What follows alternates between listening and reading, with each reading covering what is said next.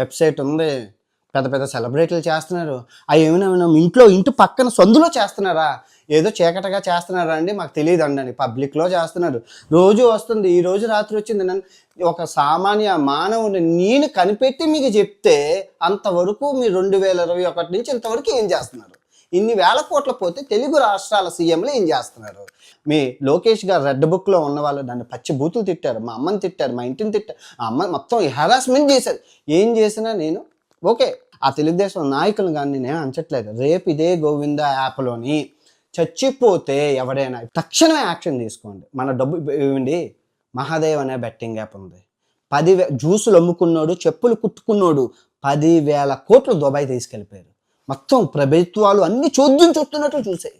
దానికి మళ్ళీ సోను సోదు, తమన్నా, షారుఖ్ ఖాను, సల్మాన్ ఖాను ఈ పెద్ద పెద్ద వాటి మహాదేవ్కి బ్రాండ్ అంబాసిడర్.